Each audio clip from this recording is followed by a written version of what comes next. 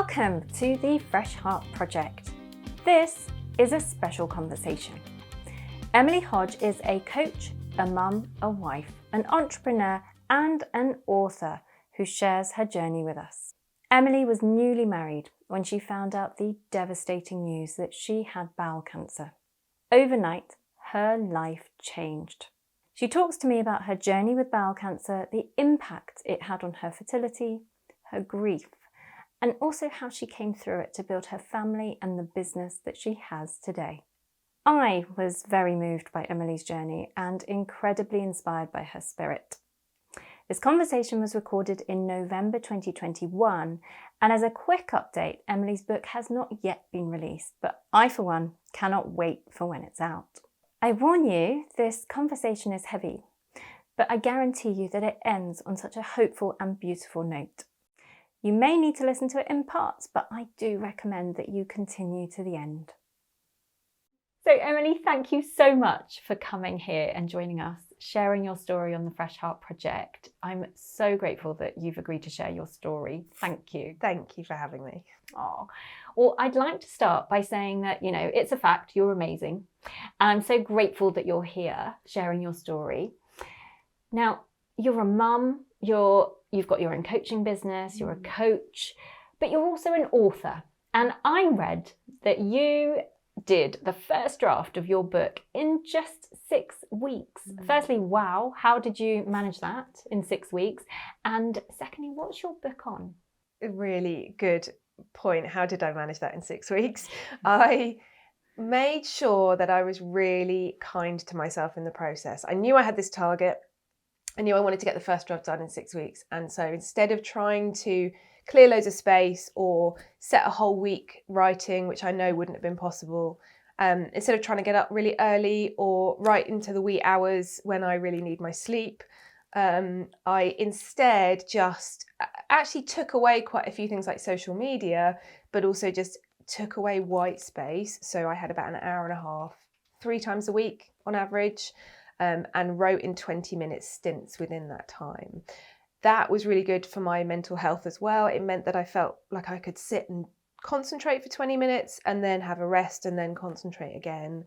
It also meant I didn't put too much pressure on myself to kind of, you must write for 3 hours and you must produce X number of words. I took that away. But in the end, I actually did produce that number of words anyway. So yeah, it was really, really good. It is only the first draft, but I kind of minimise it by saying that. I guess a lot of people wouldn't have got to the first draft at that point. Yeah, it's amazing.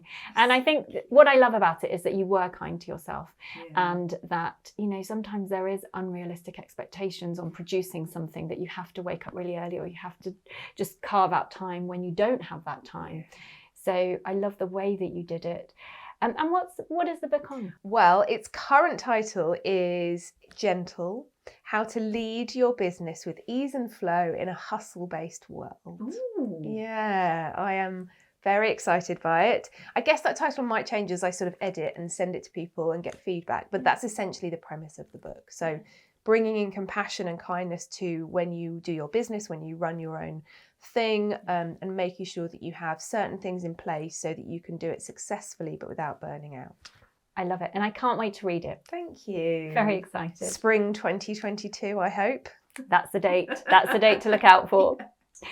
Now, what for you is, you're a coach, and you have quite a few coaching clients. What's the best thing for you about being a coach? What drives you? I think there's 2 things mainly. The way that when you connect with a client and the rapport that you can build with them. And actually, I would say it's not about building rapport. You just have it. You often just have it. And it's the easiest thing in the world, but you're transforming a life. And that feels really powerful. And sometimes I don't take the opportunity to reflect on that. I have supervision and I do journal writing and things on it, but you just still forget that what you're doing when you genuinely support someone in a really amazing way is that you're changing their life. Because I was the same, right? I was a coaching client before I became a coach, and I had the same thing. And I still do to some extent. I still have coaches who help me. So I still feel that sense of what it's like to be transformed. Yeah. I love that part when you see someone's eyes and they're like, I can do this differently, I can be someone else, or I can make more money, or I can have success and balance. They're all possible. That's one side of it. The other side of it is, I would say, a bit more ego driven, and I would used to have said that was a negative thing, and now I'm like, no, it's great, it's a good ego. Which is about having a form of status, I think, feeling secure and empowered in my own business and running my own business. I love it. I now don't think I could be anywhere else. I couldn't be back in an office. And I say that because I'm not in one, but I work really well on my own. Creating ideas and then coming up with stuff, and marketing I quite enjoy. So that side of it is brilliant as well. Oh, it sounds like you are exactly where you need to be. Oh, thanks. It really does. I could sense the energy coming from you when you were talking about it. So it's really lovely to hear. And now what I'm going to sort of slightly change track a little bit is to talk about your background and where you came from and your journey. And I want to take you back to your wedding day. Can you tell me how you were feeling on your wedding day and a little bit about that? Oh, I was nervous. I didn't think I would be. I didn't know that I was going to, when you walk up the aisle, we had quite a traditional church wedding in a little village, but I was walking up the aisle and I realised I was smiling, but my lip was like, yeah, because not crying, but like, I'm nervous, because everyone sort of looks around at you, don't they, when you're walking up. I didn't realise I was going to be nervous, but I was. But I loved it. It was such a great day. We had, oh gosh, how many people? Like 100 people, I think. We had a marquee in an old house. Partied with my husband's friends who are musicians, and they played for us.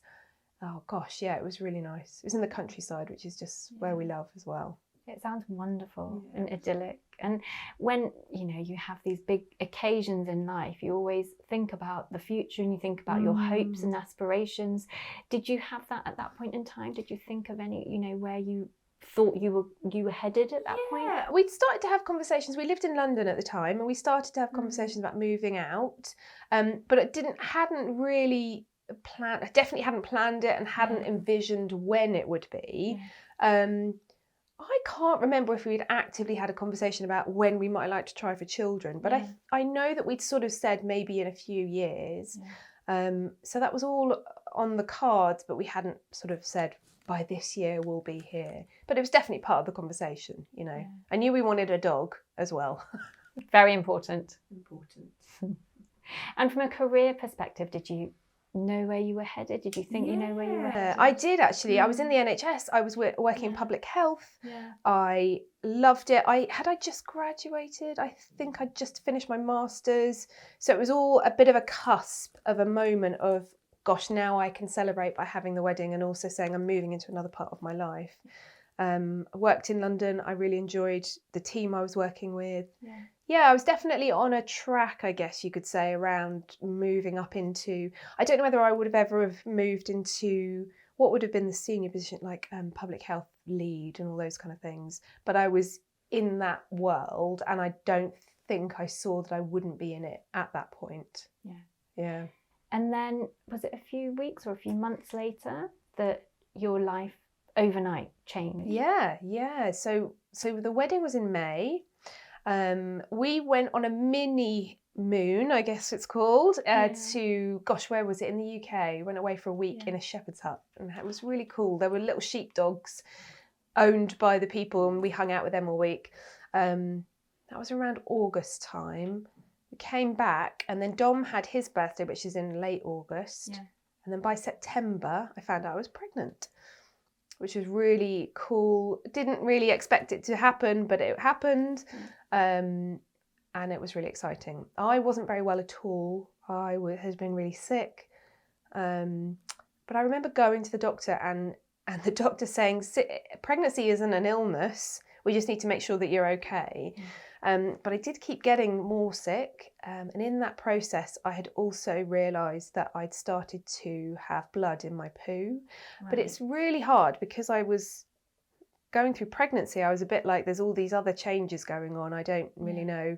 And also you Google that and people say, oh, it's quite normal. It's piles or whatever. So I think I eventually went to my GP and to talk specifically about it. And I remember going to talk about the sickness as well. And so he sorted out the sickness. And then the GP said, oh, I might just refer you just in case. It was very much a off the cuff, like just because you're asking about it. And I got a referral to a local hospital in London quite quickly. And about a week later, I went to that referral. That's quick. Yeah, but I think it was because I was pregnant. Right. I think that either the GP started to have like an idea of what was going on, or they just went, she's pregnant, so we need to kind of think about her health around that as well. I'm not really sure actually. But went to the hospital, totally just expecting to walk in and I think I was expecting either a scan or a something. It was it was an outpatient appointment. I don't think I told anyone. Dom knew I was going, but he was at work. No need to think about it. And that's honestly where it really very quickly became clear that this wasn't just an outpatient appointment and stuff was going to change. Yeah. And when were you actually told? What happened around that? Well, in the appointment, I ended up going to it was a bowel surgeon, but they did a sigmoidoscopy. So it's a procedure where they look up the first part of your bowel, like the first 10 inches, I think it is. So they can do it without any, without you needing to go under. Yeah. So they did that. And I remember thinking, okay, that's quite, it's a procedure still. Yeah. And it's so interesting. The guy walked out the room and said, there was a nurse with me. And he walked out the room and he said, I'm just going to go and get a colleague. I'll be back. And the nurse put her hand on my shoulder and she went, are you okay, Emily? Are you all right? And that was the minute I was like, I'm okay. Is this okay? Mm-hmm. And I don't really remember what she said back, but then he came in with his colleague. Right. And, some of that's a bit of a blur, but I do remember them moving me to another room and then saying, is your husband available? I think we need to go and get him. And he was at work. He was at work and that was hideous. Oh gosh, I was like, now you're really worrying me. Yeah. What's going on? Yeah. So I walked outside. We must have had mobile phones then. It was 2010. I remember calling his phone, didn't answer. I can't remember how I then I think I phoned some friends, but didn't really say anything. But then I remember phoning his office for them to phone the person whose office he was in to get him out of his meeting and tell him to come and find me. So that was all very like the poor guy hearing that he needed to get in a taxi and go across London because your wife's in hospital. And Anyway, they still didn't tell me anything, but they said they needed to get me in for another procedure. So that same day I was waiting in the waiting room and they got me back in for a full endoscopy, I guess it's called. And during that I saw the cancer tumour that they found. And that was in your colon? It was in my colon, quite low down, so it's still quite near my anus, I guess. And that was what was really tricky, is the position of where it was is what led to lots of the reasons why I needed the procedure I then went on to have. And then what they found subsequently as well, which was not just a tumour, but multiple polyps. Right. But I still didn't know at that point if it was cancer or not. But I had asked the surgeon or the person doing it. I said something like, at this point, it'd all been going through my mind, like, what is this? What's happening? I don't understand. But when I saw the tumour, I then understood it was a tumour. It was it was a growth. And I said, how often in cases like this is this cancer? And she said something like, it isn't always cancer. So you knew. Oh, it was just like, what? Just a complete out of body experience of like, I can't believe this, but I can't believe you're not telling me. I can't, They then told me, they then assigned me a sort of cancer nurse quite quickly. That tells you something. And I just remember about 3 days later, I went to the cinema with Dom because I just by this point was beside myself. I turned my phone off, came out of the cinema, turned it back on. And I'd already said, please don't keep me waiting. Like, I cannot have you tell me that you're going to pull me in for an appointment in 3 days and me wait for 3 days. The minute you know, I give you permission to tell me over the phone, because I have to know. And they said, are you with your husband? Are you at home? And I think at this point I was. And they were like, yes, it's confirmed that it's cancer. We need to do these tests, which was, 10 or so things to find out what stage it is, where it's positioned, where else it might be. So that's sort of, that's where it all started, I guess. Yeah. And I guess for you, you spoke to me when we had a chat earlier about being on a railway track and you're on one particular route and you think that's where you're going to go. And then you get this total sense of derailment. Can you tell us a little bit about that, that feeling of derailment? Yeah, I mean, I think I obviously this is now 10 years ago, so I've had a lot of time to reflect on that particular period of days. I still don't quite know how I felt, but I think when I remember it, I went into a form of shock. I'm pretty sure I did, because you just don't know what's going to happen. And I remember doing a lot. I remember I've since found the notebooks that I wrote stuff in about who to call and what I needed to remember and the person's name and the number and stuff. And I think at that point you don't know that you're going to be shoved off this track, but you're very quickly put into a medical format that the medics kind of know, but you have no idea as the patient what to expect.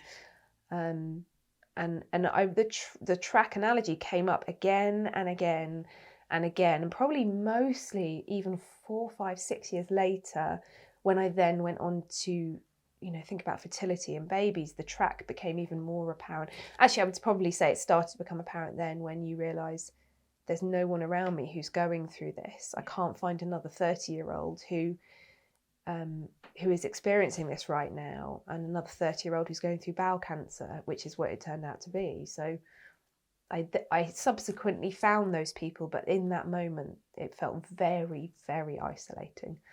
And very lonely. Yeah, and confusing, and I don't know if I started to feel angry then. I had anger later, but it was confusing.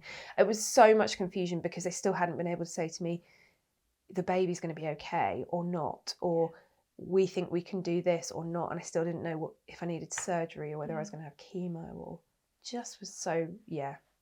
And then really sadly and tragically, you lost the baby, didn't you? Yeah, we did. And that was a whole other part of, grieving and expectation that you hope that is going to be and happen. But yeah, it wasn't to be. And I think in a way, it kind of made conversations around what was going to happen worse and easier. But it was so frantic. The whole thing felt frantic, and I don't remember whether I slept or ate, or I must have gotten around to telling friends at that point, but I can't remember much about it. That's probably shock, I think. And at that point, it's so early days that people's reactions can change also. I remember 3 years later, people telling me, I remember when you told me, or I remember when Dom phoned me and told me. The pregnancy didn't last. And as a result of that, it almost then put us into this other box of, well, what do we do about your fertility? Right. If we need to have the surgery that we think we're going towards, we need to protect your fertility in case anything happens. Yeah. So it was all just so, like, one day you're sort of pregnant and expecting a baby and talking to your work about maybe going off on maternity leave, and then 2 days later you've got cancer, and a week later you're no longer pregnant and you're talking about a major surgery that's going to change your whole life. Goodness, I am so sorry, Emily. It sounds really awful and traumatic, and it's a testament to you that you're here sharing your story, so that anyone else going through this can feel less isolated and alone. And you were still working, weren't you?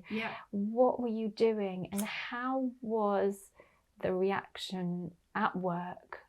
Did it help? Did it not help? What was going on around that? I had some really good friends at work at the time, and actually I still know, quite a few of them now. So that was helpful, because I remember, I'm sure I must have told them personally, or, somehow told them, rather than just going to HR and saying, this has happened, or my manager and saying this has happened. I was friends with my manager as well, though. I remember some funny reactions. I can laugh about it now. So my friends knew, and then I'd started to understand that there was going to probably be a surgery, and I would, I had cancer and I needed some time off, whatever that looked like. I was in the NHS, which is an incredible sickness policy. So the minute I said I have cancer and I need time off, without even knowing what I needed to have done, it was completely, acceptable, and it went through. I do remember, though, not long after, this is probably a week or so after the diagnosis, or maybe after losing the baby, I remember logging into my account, and there was a very weird email from like the team VA that said, literally to all, me included, Emily has cancer. She'll no longer be at work for the foreseeable future. Wow. I was like, what? Wow. What? Like, this is the weirdest message I've ever read, and it's about me. It would be weird if it was about someone else, but it's about me. I honestly don't remember doing anything about it. I don't think I complained. It was just, this is so weird. I need to go. It's a shock, isn't it? So it's quite just matter of fact, compassionless, cold almost. Yeah, and I'm sure they didn't mean it as a person. It just was, and also I'm sure now, there's stuff like confidentiality. What if I hadn't wanted anyone to know? I don't remember having any of those conversations. Yeah. I do remember my boss and my friends at work being incredibly lovely. I remember people writing a lovely card. And I think for the most part, people were very good about not asking too many questions. Because at that point, when you're suddenly thrown into this place, you have all the questions. So other people asking you them is really hard. And I do remember being very short with some friends around, I haven't got energy or space for your questions. And later on, I do also remember being very clear that I haven't got energy or space for your needs in all of this. But yeah, some of that sort of resilience doesn't come until later, when you're quite worn down and realising you have to keep yourself protected. Absolutely. And people can do things and say things with the best will in the world, and they want to know and help and be kind, and sometimes you just have to say, don't you, that actually it's too much. Yeah, oh, for sure. And I think, unfortunately, that also contributed to quite a few breakdowns of relationships, people's feelings being hurt, which absolutely makes sense.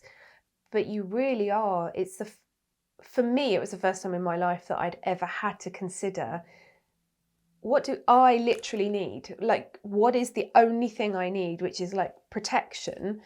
And to do that, to actively turn people away, is quite difficult. But yeah, that did, I've since discovered through talking to lots of other cancer patients, friendships and relationships are one of the most complicated things that you go through in it, because you're no longer on the same track as all these other people. Now, there's an advantage to that. You're sort of taken off and you're unique, let's say, but it's not one of your choosing. It's not because you've chosen to be very different. It's because you stand out like a sore thumb because you're a 30-year-old with cancer. So, and it's hard, isn't it? Because people, again, talking about the best will in the world and with the best intentions, you were told quite a lot to be positive, weren't you? Yeah. And I'm sure people said that with, trying to give you a bit of positivity, but it's not always received that way, is it? It's quite harsh. It was never received well, I have to say. And this is what I struggled with a lot, to the point where it is very much the reason why I've developed the coaching brand, I guess, that I have, which is instead of trying to be positive, be accepting of whatever you're in, and then we can move you through the feeling without it being forced away. And that came really from early days of cancer, which some people were amazing, no doubt about it, and plenty of people were great and good, but a proportion of people were without always meaning to be. And sometimes there was a tiny proportion who just weren't great at all. But it's just, they were accidentally just blurted stuff out. And often as soon as you sort of start telling information, but it's not terminal. Oh, that's great, isn't it? So yeah, it's great, but it's still happening. But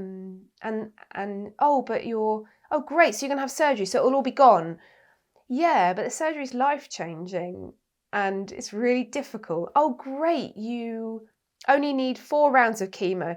Yeah, but I need chemo. Like, it would always be people minimising the situation because they needed to and because it helped them and because they want you to feel okay, without leaving space for going, how do you feel about that? And why do you wonder why I became a coach? Like, what do you that sounds good. Is that what you think too? It's not their fault, but it's very hard not to internalize that. And what happens is when people make it positive, you feel bad as a patient for actually either trying to put them right, which is let's I guess go to the base of this, which is you want to be positive, you want to feel okay, you want to be zen about the whole thing, but quite frankly you're not. And I was pissed off. I was angry. At this point I'd gotten angry because it was like, this is massive. I also had started to grieve.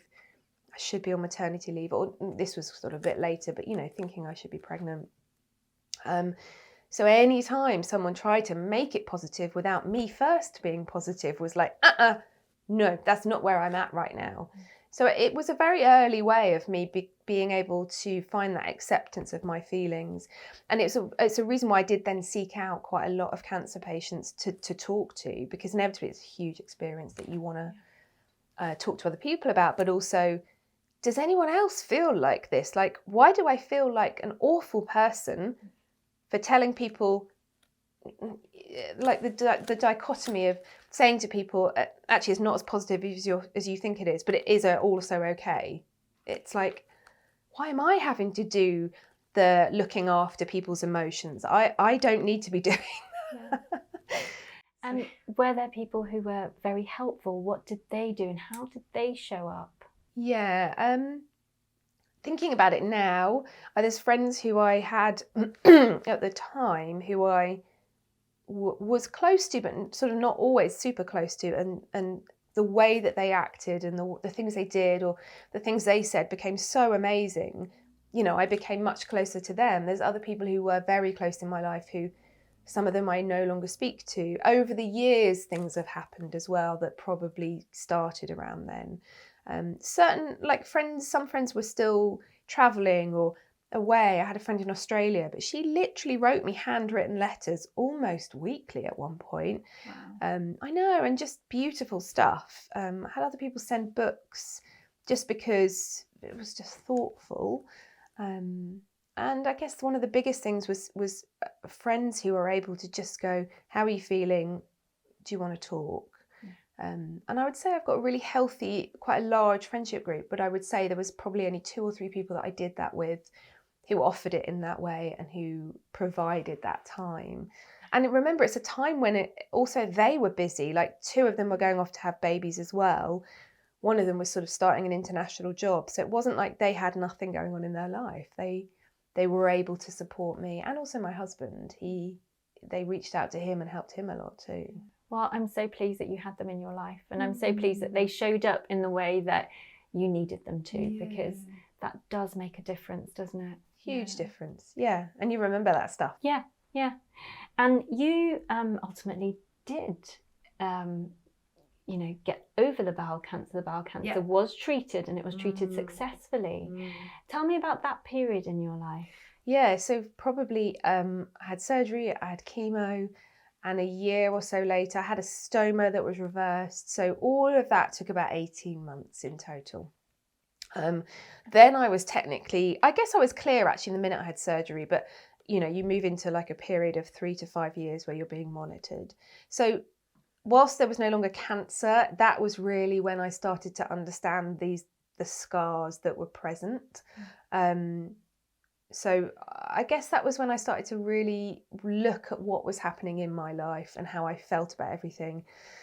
And I started to properly grieve. It was a case of now things are calmed down, everything else is overwhelming. It's like you have no longer all these appointments that you have to remember and all these people that you need to speak to. You're left alone to kind of get on with your life. And it's really when you're like, what on earth has just happened? I know I've been living it, but I don't really know how it's happened and what's happened. And ultimately, it's where a lot of decisions were made. Dom and I moved from London to Surrey. I don't think we'd gotten the dog by then, but we definitely had been on the road. I had a cat at this point. We got another cat because I volunteered at a rescue centre. I did go back to my job. I actually had about 18 months off my work, which is quite a long sickness time. But ultimately, I left because it just wasn't the right place. I would have been commuting, so that was one thing, but I just couldn't, mentally, I couldn't get my head around being in an office with people who had known me pre-cancer, and I was now this new but same person, two sides. And I also I was working in public health, so doing a lot of health prevention stuff. There was bowel cancer awareness and sort of like sheets in front of me. I was like, this doesn't feel quite right. So ultimately I left my NHS position as well. But that did take quite a lot of... Was that an easy decision or was it? Yeah. No, not at all. Yeah. Because especially if you're on a version of a sort of management position or expecting to go up, and, you know, amazing pension, amazing maternity leave in the NHS, all of that stuff. But none of that mattered because my health was vital.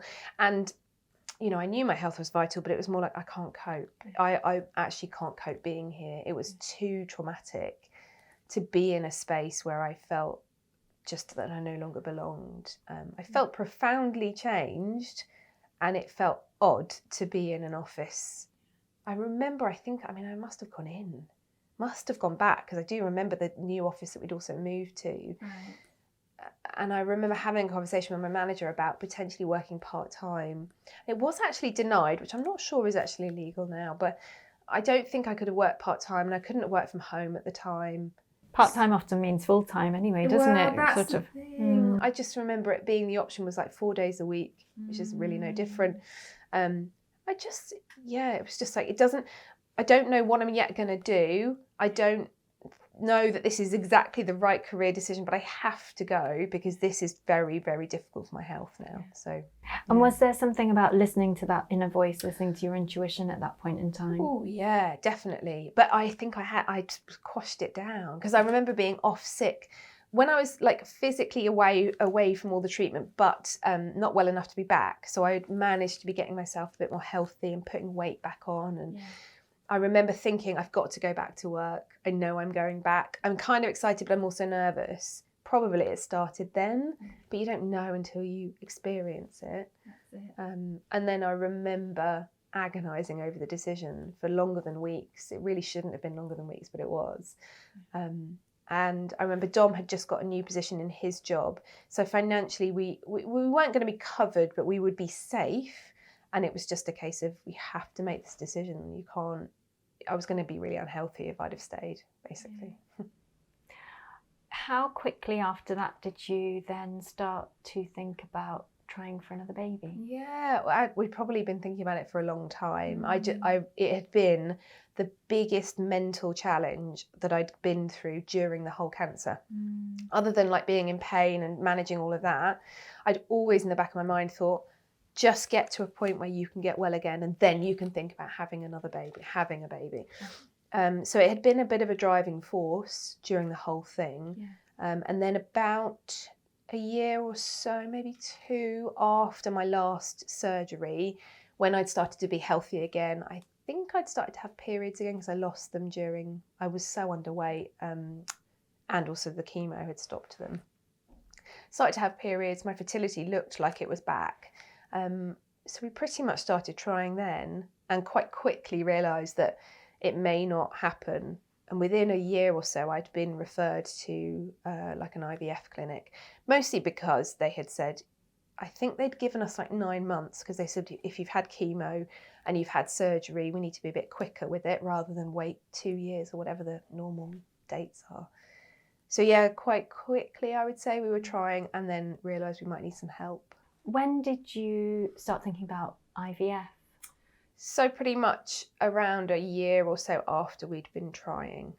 They had said, come to us, you know, if it's before a year and you haven't gotten pregnant.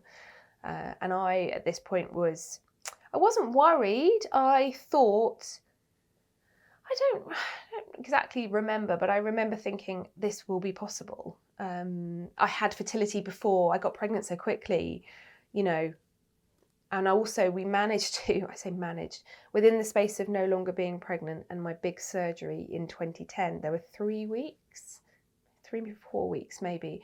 So they had put me in for a really quick round of IVF to get any embryos or eggs and then make them into embryos, dom sperm, to store them in case I had no fertility. So that was always in the back of my mind, like we've always got them. Yeah. But you know, in my mind, I just thought, of course we're going to get pregnant. Of course we are. That wouldn't happen. I mean, somewhere in my brain, it was probably you're not due that much bad luck, but that's just such an awful phrase and I hate it. So I'm not sure why I ever thought that.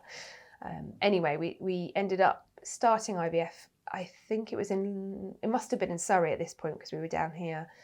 And yeah, I did 3 fresh rounds of IVF, which is essentially where they stimulate you to get your eggs. And I always had quite a lot of eggs. They always had shown me like good progress on the charts. I'd responded quite well to the drugs. There wasn't really anything during that process to tell me this isn't going to work. And I also knew that I'd had a pregnancy. Dom's sperm had been checked and it was like super sperm. So that was always like a really nice, oh, this is okay. But yeah, I didn't get pregnant twice, and I got pregnant on the 3rd one, or it might have been the other way around, but I did have a pregnancy, and that was amazing. That felt like, gosh, this is sort of turning around, and this means that if I can get pregnant now, then I can get pregnant again, and you know, and we didn't even use our embryos, yay, and all those things. And then as it turns out, that pregnancy wasn't viable. So I'm so sorry. Yeah, thank you. Thank you. And what happened after that? It was all really, I remember that more clearly, not only because it was more recently, or I say more recently, it was 2016, I think. Right. But also it was so odd. It was so odd. And that's where I mentioned earlier about anger. It's really where I felt myself becoming a different person. We went up to Harley Street to have an early scan because I think we'd wanted to also know the gender just because. So the early scan had been about 10 or 11 weeks. And we'd had scans with the IVF clinic and nothing had showed up abnormal. So we were in Harley Street. And the way that the sonographer responded to us, I was lying on the bed and I remember she said, I'm just going to go and get my colleague. And of course my brain went, wait a minute, I've heard that before. And I remember holding Dom's hand and being like, oh God, something's not right. And he was like, no, it's all fine. They brought the second sonographer in, which was quite an older guy. And just really quickly, they basically explained that the fetus wasn't viable and it had a condition that they'd never seen before. This is Harley Street that scans probably hundreds of people a day. And so I broke down. I was inconsolable. I couldn't leave the room for about 2 hours. I remember we walked around Regent's Park, just in shock. Very quickly, they had phoned our hospital down here to get us referred in. So we took the train back, went to Surrey Hospital, and it all, just was this very strange few days of, again, a load of decisions that weren't really decisions. It's this fetus will die if we allow you to carry on. And so, we had another pregnancy loss. That was the worst. That was like, just felt Yeah, I don't know. I could feel myself slightly slipping away from reality. I was a bit like, I just don't think this is happening. This cannot be happening. This isn't possible. Yeah. And that's when, and saying it now, I don't think it sounds odd, but I really didn't feel that life was fair. Yeah. And yet now I can see there's so much privilege to what I had happen as well. I had the privilege of being able to have IVF. I had the privilege of giving up my job when my husband could help me. I understand all that, but it doesn't take away the trauma and the pain. Yeah, and the loss. And yeah. How much had you banked on that pregnancy when you got that positive pregnancy test? I mean, clearly a lot, which I probably hadn't realised until I lost it. It felt like this is where life changes. This is where luck starts to change, and just a horrible phrase, really. I just felt like this is the moment that all of that stuff goes, and then it didn't, and it didn't work out, and it was like I don't know, I can't figure the world out now. So yeah, I was in a position at my work at that point. I was working at Macmillan Cancer Support, which was quite a stressful job. It was a great position, but quite stressful, and I just was like, no, I can't function.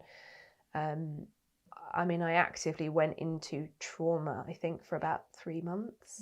I just barely even talking about it now. I just don't remember now what I did.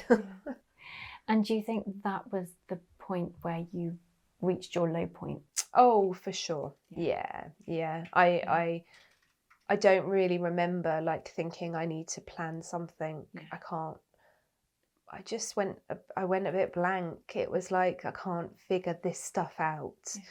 I don't remember feeling like life. I was never ever suicidal, and I never had any thoughts about, suicide, but I definitely was at a moment of, I don't know why I'm alive. I don't really understand, because I can't figure out why I need to keep going through this stuff. I know it's not selfish, but it feels selfish because Dom was going through all this stuff too. And we ended up supporting each other a lot because we'd been through the experience together. But yeah, I in the back of my mind, I knew I needed to go through this period of nothingness and grieving, like the ultimate grief, because I probably held on the whole time during cancer. Just get pregnant. Just have a baby and this will all go. And it will be okay. Yeah, which is such a shame, really. Yeah. But it makes sense. And then I couldn't, and we'd lost a pregnancy, and it was like, no, I've got nothing I just don't know what I'm holding on to anymore. How did you rebuild yourself after that?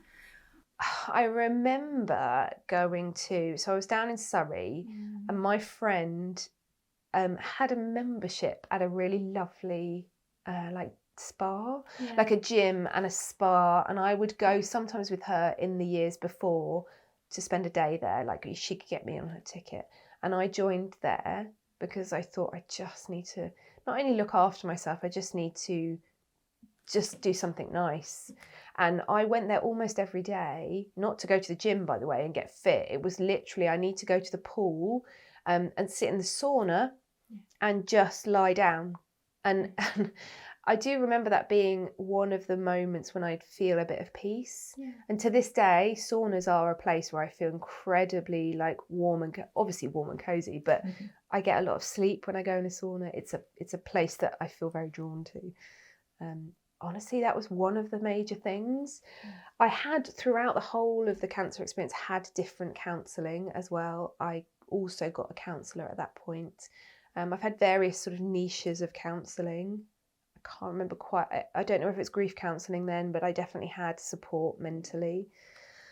And I remember that was when I really started to think, I don't know what we're going to do about children.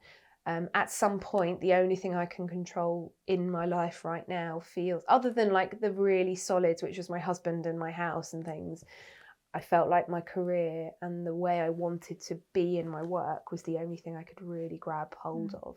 I wasn't quite ready as soon as it had all happened, but I knew that that's where I was going to be going. And when you were basically taking time out for yourself, did you feel selfish?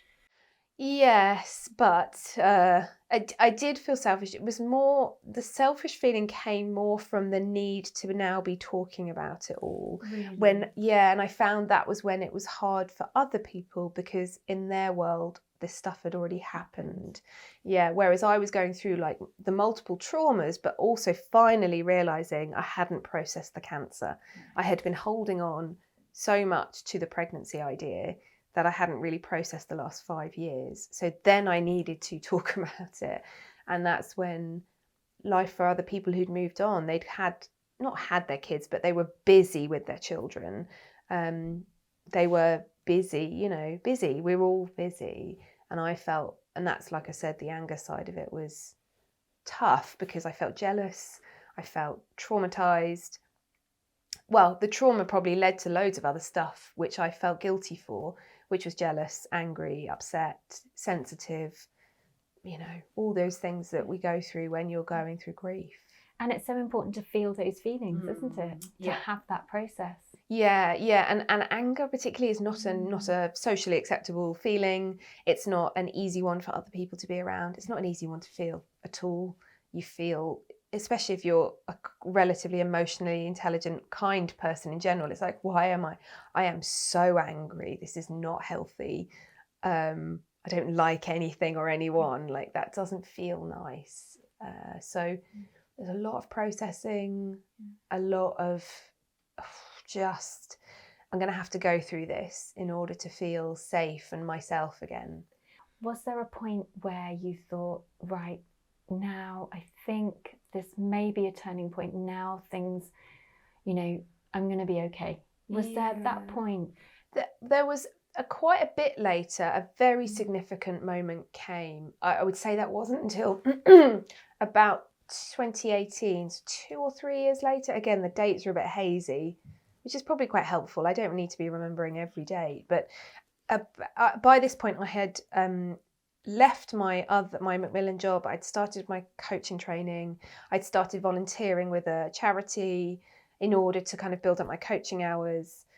So career-wise, I had felt like this is really great. I'm really starting to get in line with where I want to go.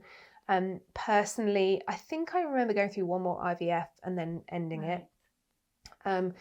But about a year or so after that, I went to a really lovely day sanctuary place in Surrey, and it has a silent day. And actually no one else was there. It wasn't like a bookable thing. You can just go and be silent for a whole day. And I went to that, took myself off to it. And I remember wanting to just write and feel like I could just write some stuff. And at this point, Dom and I were in discussions with each other about, shall we have children or not? Or can we or not? What are our options and where do we want to go? And that day, I remember just writing and writing and writing and crying a bit and sleeping on the grass. It was a warm summer-ish day. And I remember feeling that day this sense of peace around, I don't know what's going to happen, particularly with children, but I think I'm going to be okay. I know. And it was like such a seminal moment. I know where I was when I thought that exact thought. I was looking out onto the Surrey hills, and it was such a clear moment of peace. And for years I had said, during the cancer and 3-4 years later, I was still saying, all I want to feel is content. I don't have to feel super excited. I don't have to feel like anything, just content. Just give me contentment and I will be okay. And honestly, that day is the first day that I remember feeling genuinely content, and particularly content about the idea, I don't yet know if we're going to have children, but I think I'm going to be okay.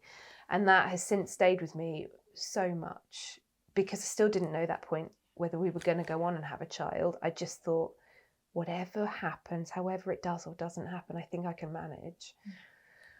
So yeah, I mean, if you'd have told me in 2010 that it was going to take 8 years to get to that point, and then there's still another few years beyond it, I just would have gone, oh, that's hideous. But yeah.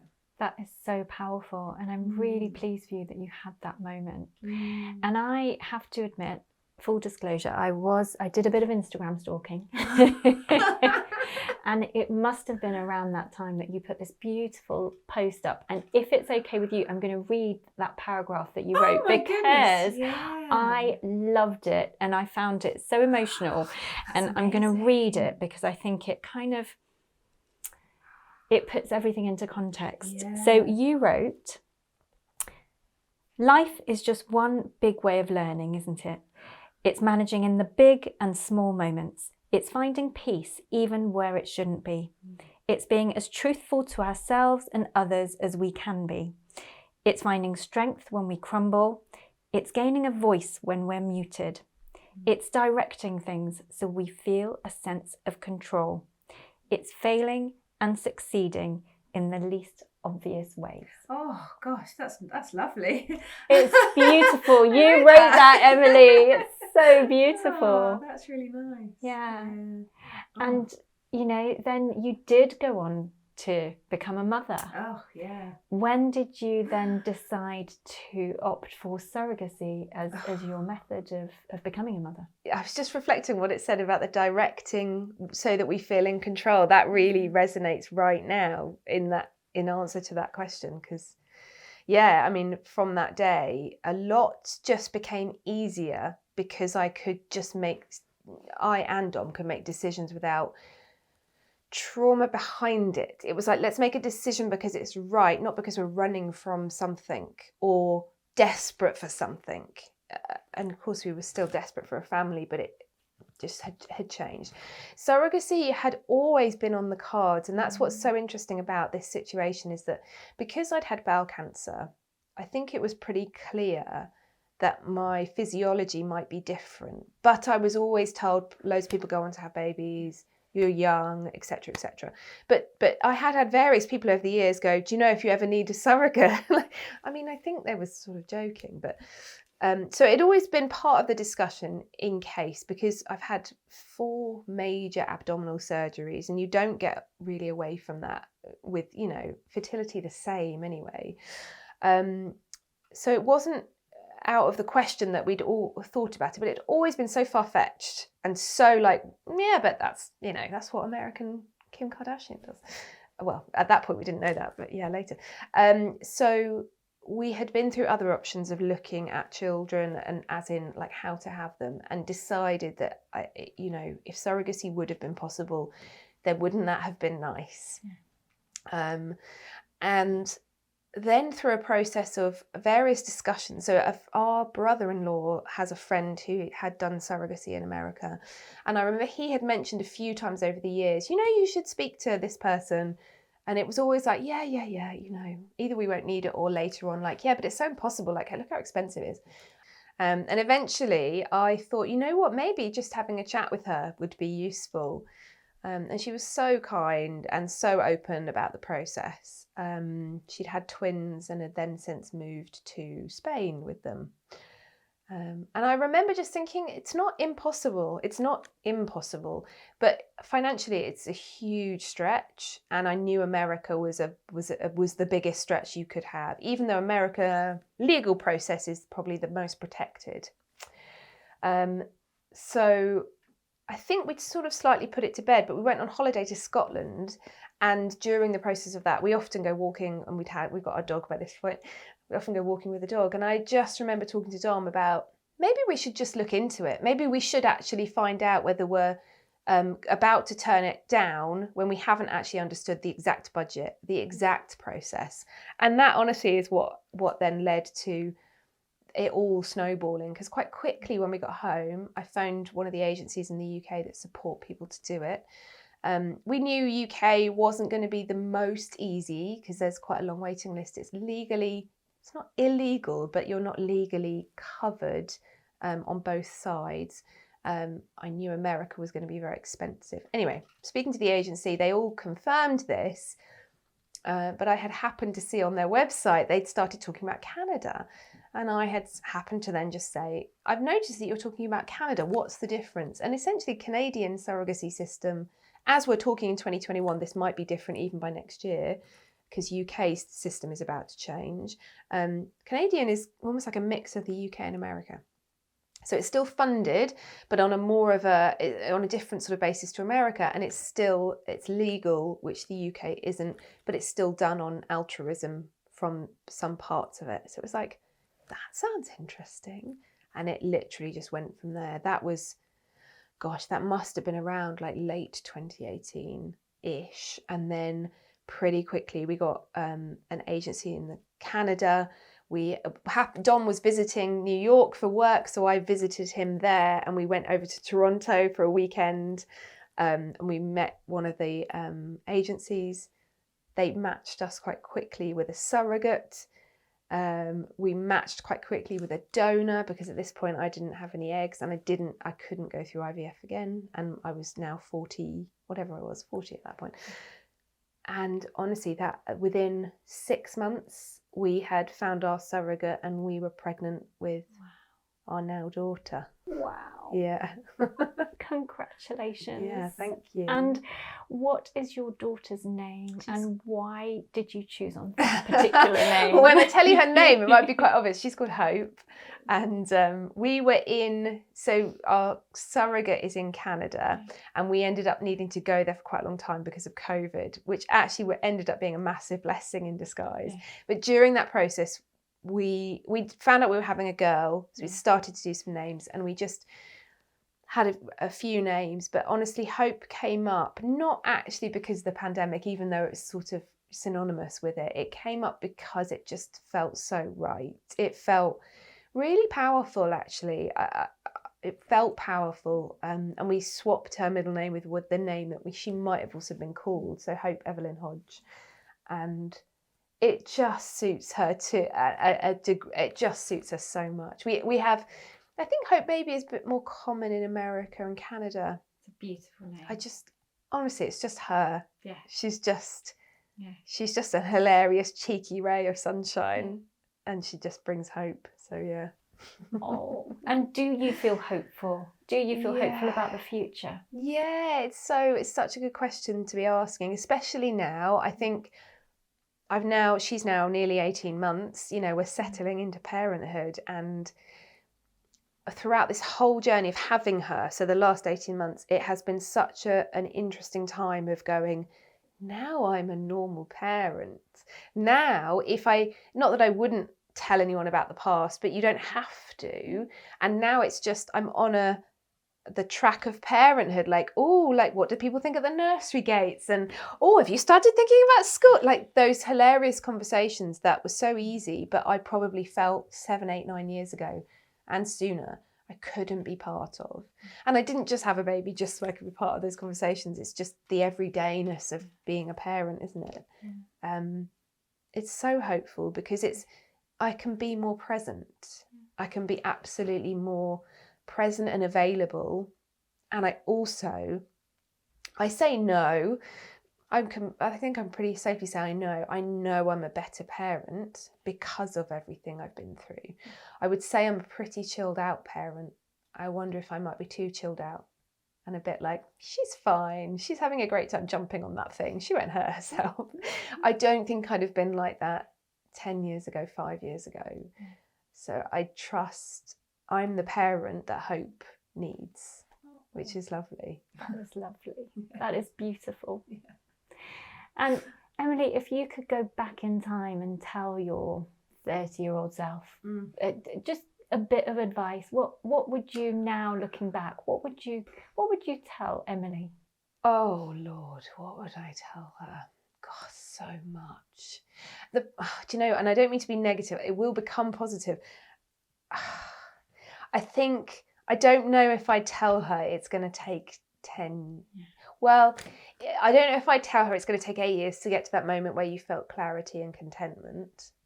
I think that would have been a bit of a shock for her because it just would have been too much. I would tell her that you can have the ability to feel content even during all of this. And your version of that does not have to look like anyone else's. I would tell her much sooner that she does not need to be positive for anyone else's gain. I would tell her that if she's angry, to feel it and not to worry about what other people think about that. I'd tell her to leave her job sooner. Oh, apparently I tell her quite a lot. I wouldn't say like try and enjoy it. No, I would say don't worry when you don't, because it's okay not to.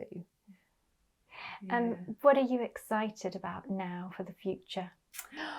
Oh my goodness. Well, do you know, it's such normal things I'm excited about. A friend of ours is having a big wedding anniversary celebration next year, and they've suggested we go away, like a big group of us with our children, on a sort of one of those like package holidays, but loads of people together. And I just am like, oh, the idea of doing that is so normal and exciting, also because of COVID. Doing that, what am I excited about? I love going for a walk with Hope, who is just such a little scamperer, and she hangs out with our dog. They are like best friends. So walking with her in the sunshine is honestly the most beautiful thing I could be doing. It's lovely. And being not a better parent only because of her, but just because it also helps me to then work differently. It helps me to just live differently, knowing that she's around. Emily, I'm so pleased that your journey has brought you here. Thank you. And thank you so much for being so generous and so open with your story. And may you genuinely, from the bottom of my heart, keep succeeding in the least obvious ways. Thank you so much. I love that quote. Thank you. Well, you wrote it. You wrote it. Thank you, Emily. Thank you, Zarrin. What a conversation. I needed my box of tissues beside me for that one. I'm so grateful to Emily for being incredibly generous with her story. If you think somebody could benefit from this conversation, then please do share it. Thank you for tuning in.